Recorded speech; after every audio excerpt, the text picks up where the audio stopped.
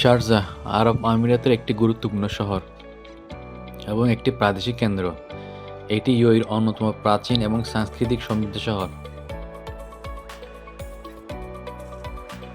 Sharjah তার ঐতিহ্য, শিল্প এবং শিক্ষা প্রতিষ্ঠানের জন্য পরিচিত।